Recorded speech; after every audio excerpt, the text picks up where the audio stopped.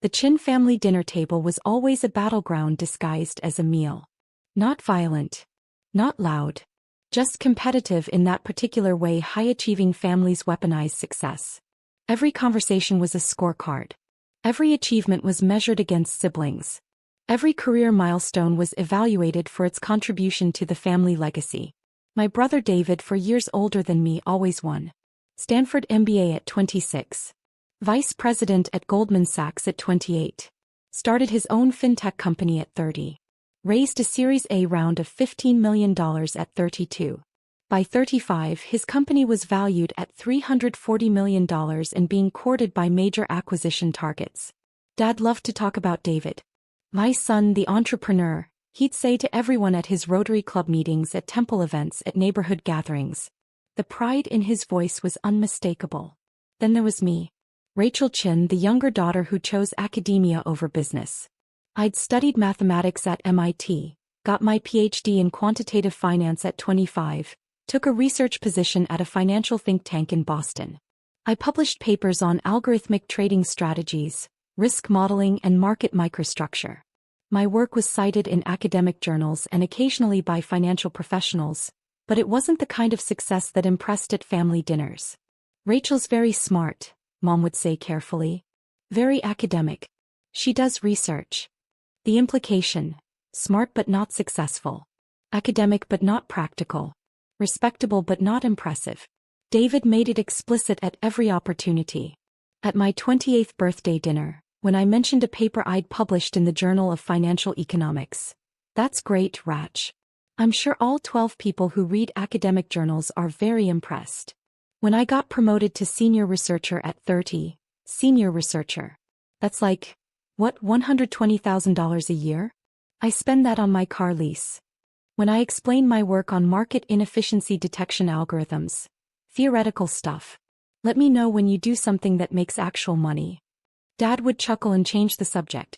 Mom would give me sympathetic looks that somehow made it worse. Nobody ever defended me.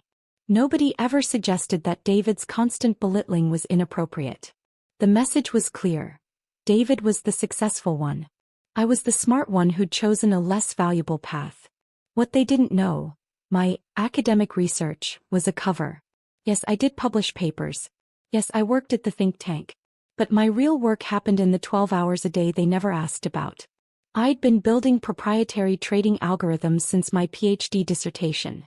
Sophisticated programs that identified market inefficiencies and executed trades in microseconds. At 26, I'd licensed my first algorithm to a hedge fund for $2 million plus 3% of profits generated. It made them $47 million in 18 months. At 28, I launched my own quantitative trading fund, RCM Capital, named with my initials. Started with $5 million of my own money from algorithm licensing fees. Grew it to $40 million in 2 years through consistent 40% plus annual returns. By 32, I was managing $480 million across 17 institutional clients. My algorithms were some of the most sophisticated in the industry. My fund had never had a losing year. My personal net worth was $156 million. I lived in a modest condo in Cambridge, drove a 10-year-old Honda Civic, wore clothes from Target and Uniqlo. I published academic papers and worked at my think tank job, which paid $180,000 annually and required maybe 15 hours a week of actual work. My family assumed that salary was my only income. They assumed I was scraping by in expensive Boston, probably accumulating debt, definitely not building wealth. Let us know if you need help, Mom had said once after David bought his third investment property. Your father and I know Boston is expensive. We can send you something to help with rent. I'm fine, Mom. Are you sure? We don't want you struggling while David does so well. I'm not struggling. She'd patted my hand sympathetically, clearly not believing me. The dynamic crystallized at David's Series B celebration dinner 2 years ago.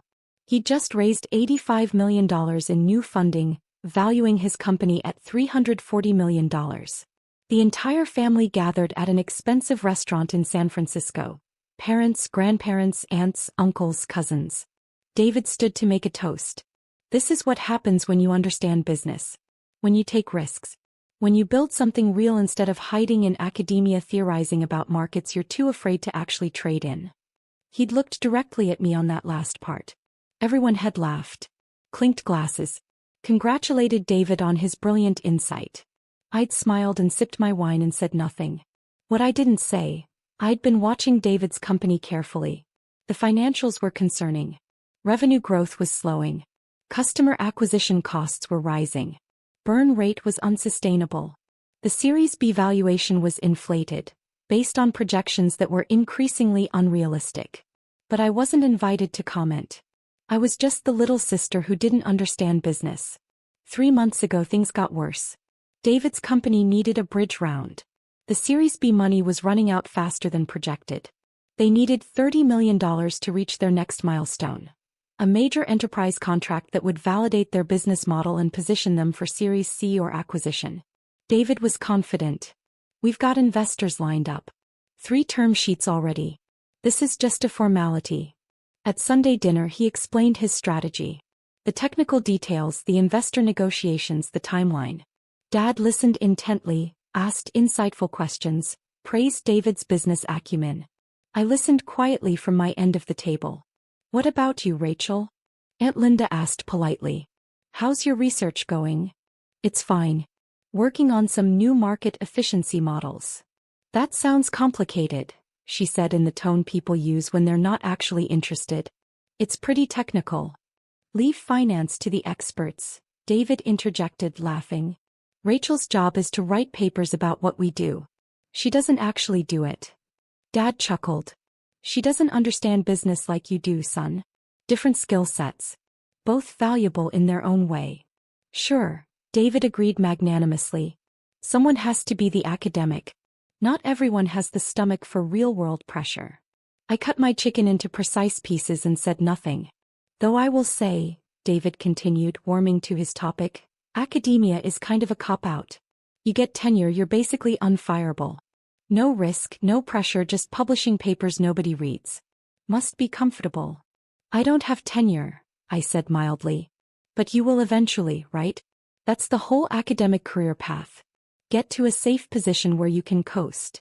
That's not really how it works. Close enough. He turned back to Dad. Anyway, about the bridge round, Goldman is leading. They love our metrics. The conversation moved on. Nobody asked follow-up questions about my work. Nobody wondered why I seemed unfazed by David's constant dismissal. Nobody considered that my quiet acceptance might mean something other than defeat. 2 weeks later, I got a call from James Wu, my attorney and the managing director of RCM Capital's operations. We've been approached by a fintech company seeking emergency financing, he said. David Chen's company, actually. They're looking for $30 million bridge funding. Their previous commitments fell through. All 3 term sheets? Apparently. Market conditions shifted, investors got cold feet, suddenly everyone's risk-averse. They're desperate. How desperate? They'll be insolvent in 45 days without new capital. They're reaching out to anyone who might write a check. I pulled up David's company financials on my screen. I'd been monitoring them quarterly through public filings and some discrete information requests. The picture was worse than I'd thought. Monthly burn, $4.7 million. Current runway, 6 weeks. Revenue growth, flat for 3 quarters. Customer churn, accelerating. The enterprise contract they were counting on had been delayed indefinitely. What are they offering? I asked. $30 million for 25% equity plus 3 board seats. They're also offering aggressive warrant coverage and downside protection. They're basically giving away the company to whoever will save them. What's your assessment? Honestly, it's a bad deal. The company's fundamentals are weak. They're burning cash to fuel growth that isn't happening. Management is overconfident and not addressing core problems. I'd recommend passing.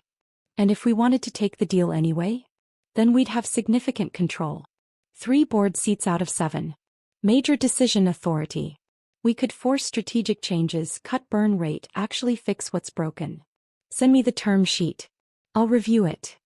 I spent 3 days analyzing every aspect of David's company. The product was good, actually quite innovative. The team was talented. The market opportunity was real. The problem was execution and financial discipline. They'd raised too much money too early and scaled too fast. They'd burned through capital on fancy offices, excessive hiring, expensive marketing campaigns that didn't generate returns. Classic startup mistakes but fixable. With proper financial management, the company could be profitable within 18 months. With my algorithms optimizing their treasury management and cash flow, maybe 12 months. But David would hate every minute of it. I called James back. Take the deal. Structure it so RCM Capital gets operational oversight on all financial decisions over $100,000. I want monthly board meetings and full transparency on metrics. You're going to take control of your brother's company? I'm going to save it. Whether he appreciates that is his problem. He's going to figure out you're behind RCM Capital. Eventually. But let's let that be a surprise. The term sheet went out on Friday. David's company had until Monday to accept or reject. That Sunday we had family dinner. David looked stressed in a way I'd never seen. The confidence was cracked, the swagger diminished. Everything okay? Mom asked. Fine. Just some fundraising complications. Nothing I can't handle. I thought you had investors lined up? Dad said. Market conditions changed. People are more cautious now. But we've got other options. What kind of options? Private equity firms, family offices, institutional investors. We're evaluating several proposals.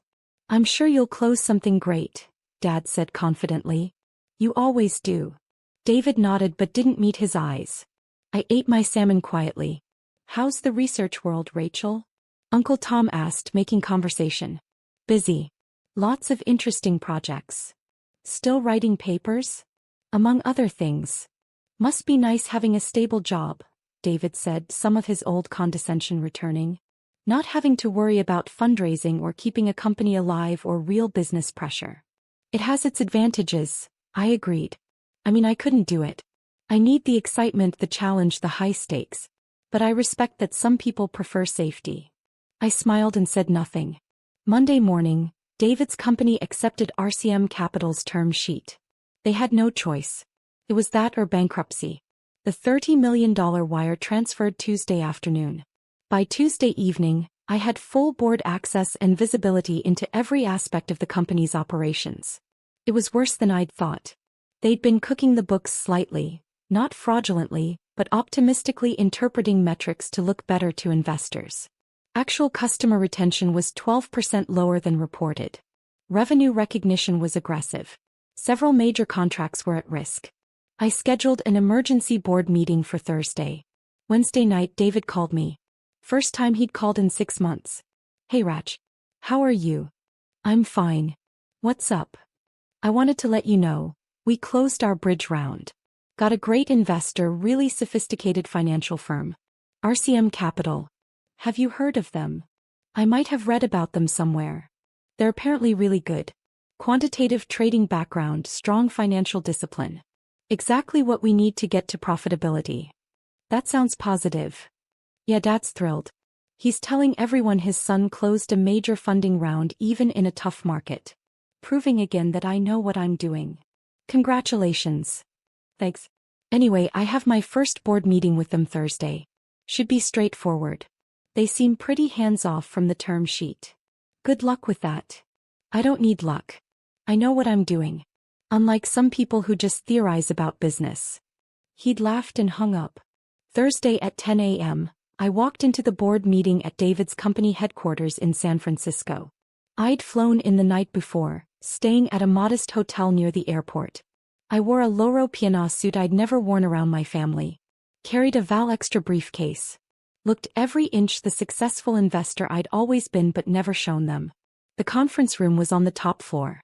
Floor-to-ceiling windows overlooking the bay. Expensive furniture, catered breakfast, all the trappings of a well-funded startup. David was already there with his CFO and CEO. He was laughing at something, confident in his element. He looked up as I entered. His smile froze. Rachel, what are you doing here? Board meeting. I'm with RCM Capital. You, what? I took a seat at the table, opened my briefcase.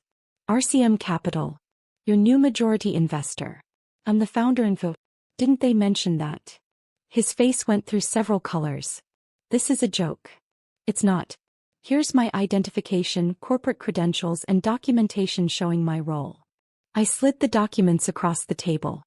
His CFO picked them up, examined them, looked up at me with dawning horror. This is legitimate. RCM Capital is, you. Correct. But you're a researcher, David said weakly. You work at a think tank. You make like $180,000 a year. How could you possibly? I make $180,000 from the think tank. My actual compensation last year was $47 million from RCM Capital. The think tank job is more of a hobby. The silence was absolute. 47 million, his CEO repeated. Approximately. Some years it's more, some less. Depends on market conditions and fund performance. You run a hedge fund? David's voice was barely a whisper. Quantitative trading fund, technically. We manage $480 million in assets for 17 institutional clients. Consistent 40% plus annual returns for 6 years. We're fairly well known in certain circles. I've heard of RCM Capital, the CFO said slowly. Everyone in finance has. You're one of the best quant funds in the country. We do well. And you're Rachel Chen, David's sister. The one who doesn't understand business. I looked at David. That was a quote from you actually. 2 weeks ago at Sunday dinner. Leave finance to the experts. Do you remember? He couldn't speak. Anyway, let's begin. I've reviewed your financials in detail. We have significant concerns about burn rate, revenue recognition practices, and operational efficiency. I've prepared a restructuring plan that will cut monthly expenses by 35% and position you for profitability within 12 months. You can't restructure my company, David found his voice. I can absolutely restructure this company. RCM Capital holds 25% equity and 3 board seats. Combined with the other board members' concerns about current performance, we have voting control on any major decision. That's how corporate governance works. This is revenge. You're doing this to humiliate me.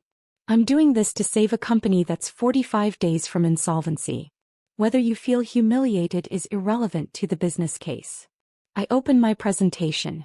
60 slides of detailed analysis, cost-cutting recommendations, strategic pivots, operational improvements. I walked them through it for 90 minutes. Every question they asked, I had data to answer. Every objection they raised, I had solutions for. By the end, even David couldn't deny the logic. His company was dying. My plan would save it. His ego was the only casualty. How long have you been doing this? He asked finally. Running a hedge fund. Making millions. Being this person. Since I was 26. 8 years. And you never told us? You never asked. You spent 8 years telling me I didn't understand business, that I was hiding in academia, that I'd chosen the safe path.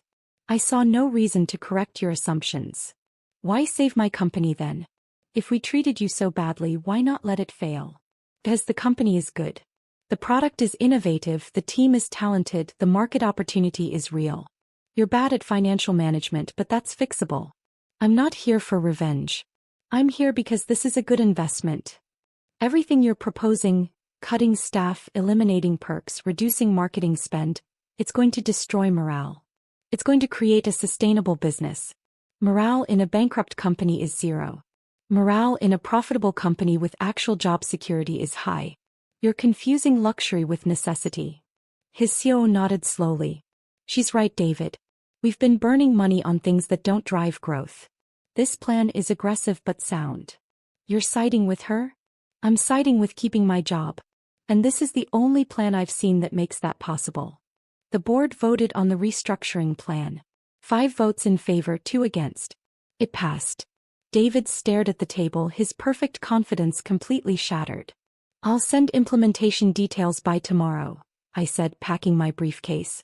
We'll meet monthly to track progress. I expect full transparency on all metrics. Real numbers, not the optimistic interpretations you've been showing investors. This is going to kill the company culture, David said weakly. The company culture is already toxic. You've built an environment where spending money equals success, where profitability is somehow beneath you, where fundamentals don't matter because you can always raise more money. That culture was going to kill this company. I'm just forcing you to grow up faster than you wanted to. I stood to leave. Does Dad know? David asked. About your fund, your money, any of this? No. Nobody knows except the people in this room. Whether you tell them is up to you. They're not going to believe it. Then show them the documentation. It's all verifiable. I walked out, leaving David and his team to process the complete inversion of everything they'd believed about me. The flight back to Boston gave me time to think about family, assumptions, and the particular satisfaction of proving everyone wrong in the most undeniable way possible. David didn't tell the family immediately. He spent 2 weeks trying to process it himself, trying to find some angle where this wasn't a complete humiliation. But gossip in the startup world travels fast. Someone at his company knew someone who knew someone in our extended family's network. Within 3 weeks, the story had reached my parents through indirect channels.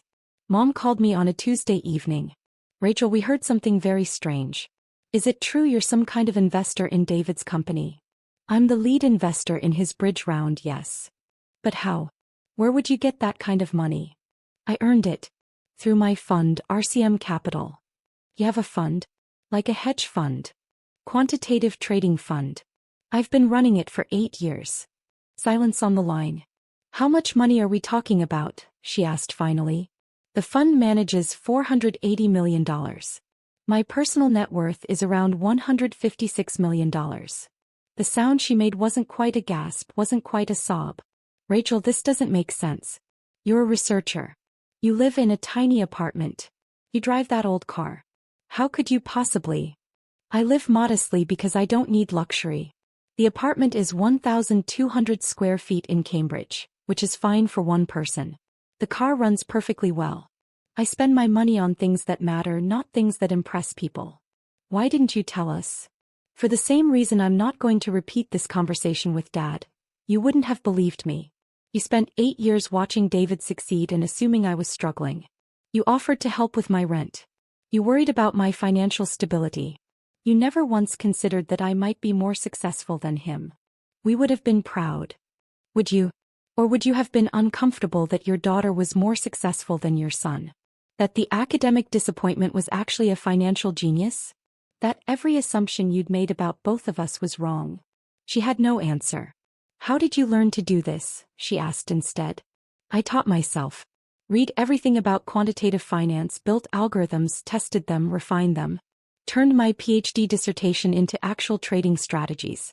Worked 20-hour days for years while David was partying at business school. Built something real while everyone assumed I was wasting my life on theory. David must be devastated.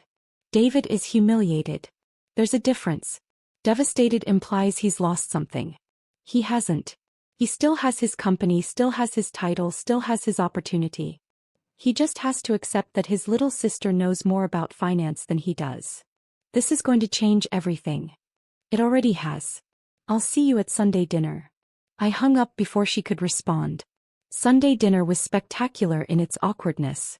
I arrived in my usual modest clothes, driving my Honda, looking exactly as I always had. But the energy in the room was completely different. David looked like he'd aged 5 years. Dad couldn't meet my eyes. Mom kept trying to start conversations and then trailing off. Aunt Linda and Uncle Tom, who'd apparently heard through the family gossip network, stared at me like I'd grown a second head. We sat down to eat. Nobody knew what to say. Finally, Dad cleared his throat. Rachel, your mother told me about your business activities. RCM Capital, yes. I looked it up. You're quite successful. We've done well. Why didn't you tell us? You never asked. In 8 years, nobody in this family asked a single substantive question about my work beyond, how's the research going? You assumed academic meant unsuccessful. That assumption was yours to make. We would have supported you. The way you supported me by calling my work theoretical? By laughing when David called it irrelevant? By offering to help with my rent because you assumed I was struggling? He had no response. I turned to David. How's the restructuring going? His jaw tightened. Fine. We've implemented most of your recommendations. And you were right. Burn rate is down 37%. We're tracking toward profitability Q3 next year. Morale is actually better because people feel like we have a real plan instead of just spending until we run out of money. Good. That's what I projected. You're not going to gloat? Why would I gloat? This is business. You had a problem, I provided a solution, the company is healthier. There's nothing personal about it. Everything about this is personal, he said quietly. You're my little sister. You weren't supposed to be better at this than me. Better is subjective. You're an excellent entrepreneur with great product instincts. You're just not good at financial management. Those are different skill sets. Dad always said you didn't understand business. I looked at Dad. Did you say that? He couldn't meet my eyes. I may have. I didn't understand what you were really doing. No, you didn't understand because you didn't ask. You made assumptions based on my job title and my lifestyle choices. You decided I was less successful than David because I didn't perform success the way he did. That's not fair, Mom said. We didn't know. You didn't know because you didn't want to know. David's success was loud and visible and easy to brag about. My success was quiet and complex and didn't fit your narrative of what achievement looks like. So you ignored it. Silence around the table. What happens now? Etlinda asked. Now. Nothing changes for most of you. I'll continue running my fund, managing David's company as an investor and living my life. David's company will hopefully become profitable and eventually exit successfully. Everyone wins. Except my ego, David said with a bitter laugh. Your ego was always fragile. You just hid it behind aggression and put-downs. Maybe this will teach you some humility. You're enjoying this. I'm not enjoying anything. I'm sitting at a family dinner where everyone's uncomfortable because they realize they were wrong about me for 8 years. There's no joy in that. Just exhaustion. My phone buzzed. I glanced at it. My portfolio manager with a question about a trade execution. I texted back quickly, then looked up to find everyone staring. Work? Dad asked. Always. Markets don't stop for family dinners. What was it? Technical question about a $40 million position we're taking in Asian markets. Nothing urgent. The number hung in the air. 40 million. More than David's entire bridge round. Just a routine trade for me. How much do you manage total?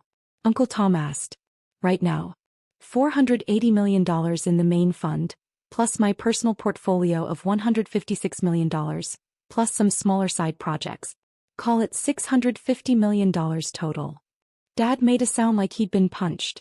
You're worth more than our entire extended family combined, he said slowly. Probably. I haven't calculated everyone's net worth, but yes, likely. And you live in that apartment. It's a nice apartment. It's 1,200 square feet. Which is plenty of space for one person. I don't need 5,000 square feet and 5 bathrooms. That's just wasted money and cleaning time. You could afford anything. Affording something doesn't mean you should buy it. That's actually the core principle of good financial management. David's company got into trouble because they spent money on things they could afford but didn't need. My fund succeeds because we only deploy capital where it generates returns. David looked up. Is that a shot at me? It's a statement of investment philosophy. If you feel shot at, maybe examine why. The dinner continued in painful silence. People ate, made small talk, avoided the elephant in the room. The entire family hierarchy had just been inverted. As I prepared to leave, Dad pulled me aside. Rachel, I owe you an apology. A real one. Okay. I dismissed your work, your intelligence, your capabilities. I assumed David was the successful one and you were. I don't know what I thought. Comfortable but unremarkable. I was completely wrong. Yes, you were. Can you forgive me? I considered that. I don't know. You spent 8 years telling me directly and indirectly that my work didn't matter. That I'd chosen the safe path. That I didn't understand business the way David did. Those weren't casual comments. They shaped how this entire family saw me. I know. And now you want forgiveness because you discovered you were wrong. But you're not apologizing for how you treated me. You're apologizing because my success is undeniable. That's not the same thing. He winced. You're right. I don't need your validation anymore, Dad. I spent my 20s desperate for it, working insane hours partly to prove I was worth noticing. But I don't need it now. I know what I've built. I know what I'm capable of. Your opinion doesn't change that. Then what do you need? Honestly, I need you to stop comparing me to David. I need you to accept that we're successful in different ways, that my quiet approach doesn't mean I'm less than him. I need you to actually ask about my work instead of assuming you know what it is. And I need you to acknowledge that your assumptions about me were not just wrong but harmful. I can do that. I will do that. We'll see. I drove back to Boston that night thinking about validation, success, and the particular pain of being underestimated by people who should know you best. 3 months later, David's company hit profitability for the first time. Monthly burn was now manageable, revenue was growing consistently, customer retention had improved. David called me personally. I wanted you to hear it from me first. We did it. Profitability. Congratulations. That's exactly what the plan projected. Your plan. Which I fought every step of the way because my ego couldn't handle my little sister telling me how to run my company. And now I'm grateful. You saved my company, Rachel. I would have run it into the ground trying to prove I knew what I was doing. You actually did know what you were doing and you saved me from myself. Thank you for saying that. I'm sorry. For everything. For 8 years of putting you down, dismissing your work, making you feel less than. You were never less than. You were just operating at a level I couldn't see. I appreciate that. Are we okay? We're getting there. Keep being honest like this and we'll get there. 6 months after my investment, David's company received an acquisition offer from a major fintech player. $680 million all cash. My 25% stake would be worth $170 million. Not bad for a $30 million investment 6 months earlier. At the family dinner where David announced the acquisition, the dynamic was completely different. People asked about my work with genuine interest. Dad wanted to understand my trading strategies. Mom asked about my plans for the acquisition proceeds. Aunt Linda asked if I'd consider managing some of her retirement portfolio. David raised his glass. I want to make a toast. To Rachel, who saved my company when I was too stupid and too proud to save it myself. Who's proven that quiet success is just as valid as loud success. Who's taught this family that we don't know everything and that's okay. Everyone drank. I smiled, accepted the recognition and thought about the years of dismissal that had led to this moment. Leave finance to the experts, David had said. Turned out I was the expert. I'd always been the expert. They'd just been too convinced of their own narrative to see it. My phone buzzed during dessert. James Wu, my portfolio manager. Ma'am, confirming the $230 million withdrawal from their accounts? The text was a test alert about a different client's large withdrawal. But I glanced at it and realized how easily I could do that to my family. How much power I actually held. $480 million in assets under management. 17 institutional clients who trusted me with their wealth. David's company's acquisition proceeds flowing through my accounts. My family's retirement planning potentially dependent on my advice and management. The girl who'd been told she didn't understand business now controlled more capital than everyone in her family combined. That's not revenge. That's just the inevitable result of underestimating someone for long enough that they build an empire in the shadows while you're busy congratulating yourself. I could have destroyed David's company. Let it fail, let him learn the hard way. But I didn't. Because I'm a professional. Because the company was worth saving. Because despite everything he's still my brother. And because the best revenge isn't destruction. It's succeeding so completely that everyone has to acknowledge they were wrong. It's being the expert they told you to defer to. It's holding the power they never thought you'd attain. I texted James back. Maintain all positions. No changes. Then I set my phone down and enjoyed my dessert. Because that's what experts do. We make decisions calmly, manage our power responsibly, and don't need to prove anything to anyone anymore. The proof is in the portfolio. And mine speaks for itself.